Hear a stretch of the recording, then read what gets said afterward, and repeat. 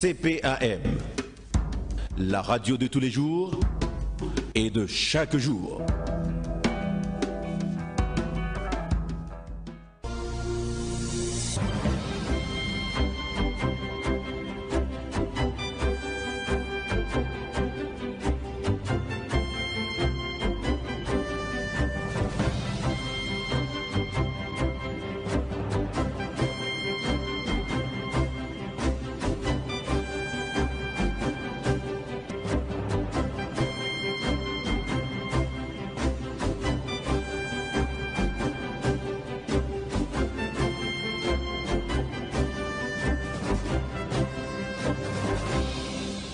Exactement, 17h36 minutes.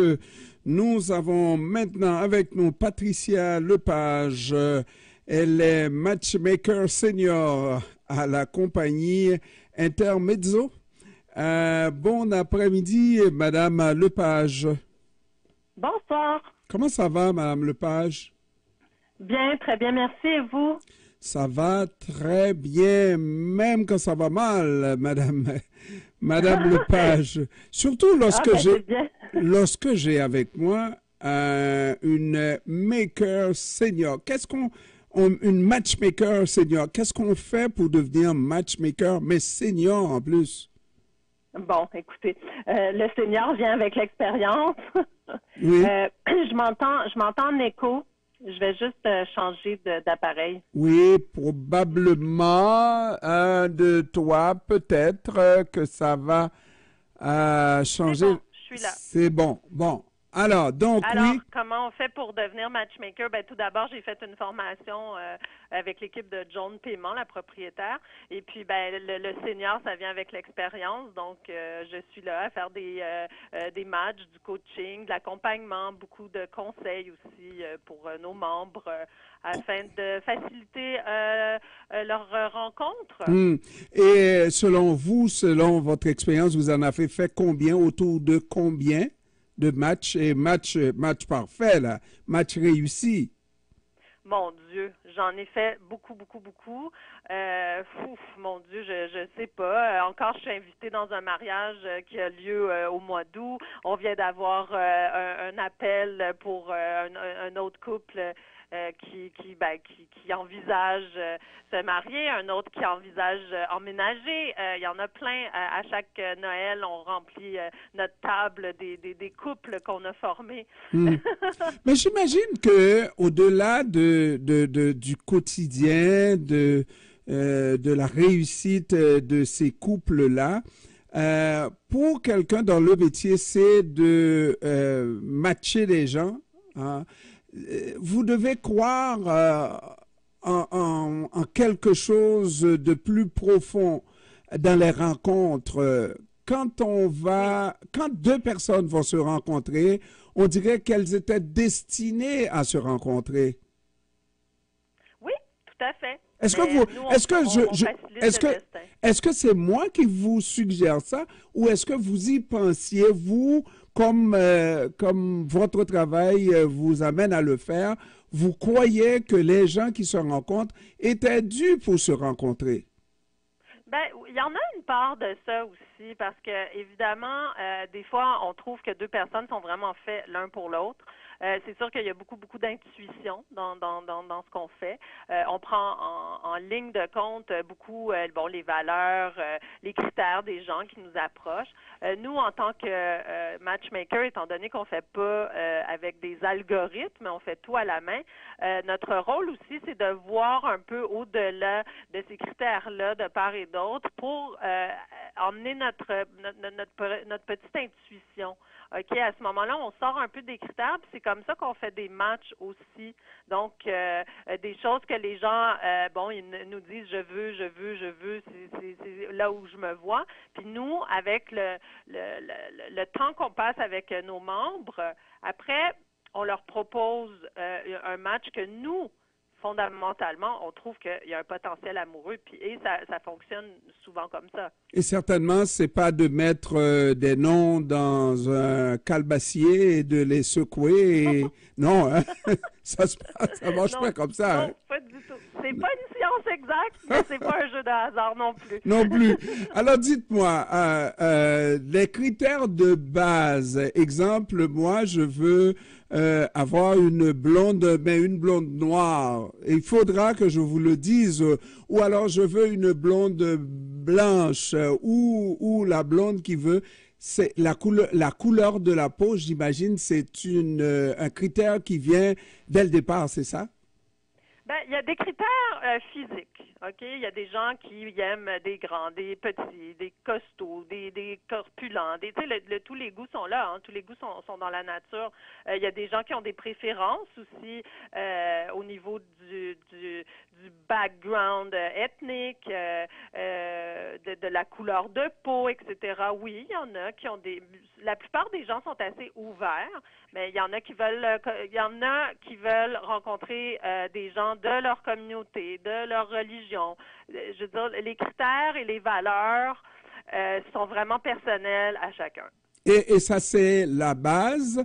On n'en sort pas de là. Si on demande blanc, je ne veux pas une noire. Si on demande une blanche, je veux une blanche. Ça se comprend. Maintenant, la part de vous-même, lorsque vous avez rencontré ces deux personnes-là, de décider que c'est cette personne-là qui va avec cette autre personne et non l'autre, c'est là votre intuition, c'est là votre capacité. Oui.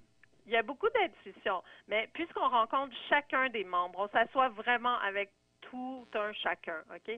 Donc, on discute pendant plusieurs heures parfois. On discute de, comment on décrit la personne, ses passions, ses sports, ce qu'elle aime comme voyage, ses valeurs, son mode de vie.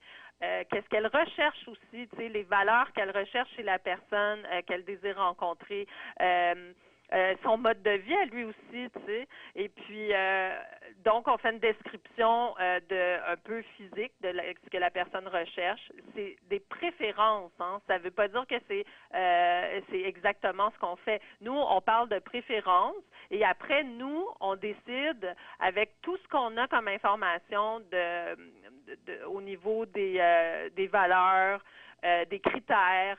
Et on fait des tests de psychométrie. Ça, c'est un outil qui nous aide énormément, puis ça nous aide à faire les matchs parce que dans le test psychométrique, ça nous révèle, sur une échelle de 1 à 10, les membres, l'importance qu'ils accordent à plusieurs aspects dans une relation de couple, OK?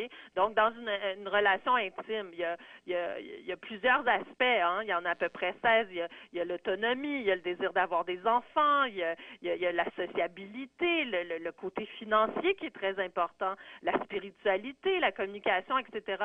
Donc, nous, on a cet outil-là qui nous permet de mesurer, justement, à quel point c'est important pour nos membres. Donc, ça nous aide, ça aussi, à nous diriger vers un bon match. Mais malgré tout, dans ma communauté, dans ma langue, on traduit acheter un chat dans un sac.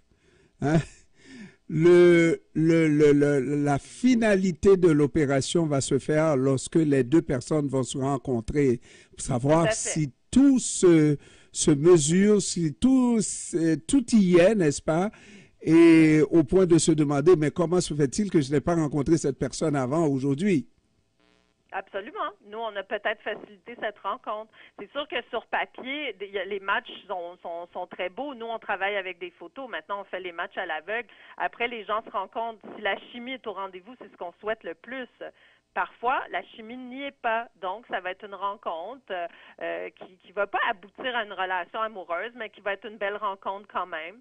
Et puis, les personnes qui se sont rencontrées vont me dire après, vont nous appeler, nous, pour nous dire, voici ce que j'ai aimé de cette rencontre, voici ce que j'ai moins aimé de cette rencontre. Alors, nous, ça va nous aider à peaufiner nos recherches pour trouver la prochaine personne qu'on va présenter à nos membres. Et connaissant la nature humaine, il y en a beaucoup qui se présentent à vous sous leur meilleur jour et qui arrivent à passer haut la main une bonne entrevue et qui ne sont pas nécessairement ce qu'ils décrivent. On fait beaucoup de vérifications auprès des membres, OK? Donc, ne devient pas membre ici qui veut.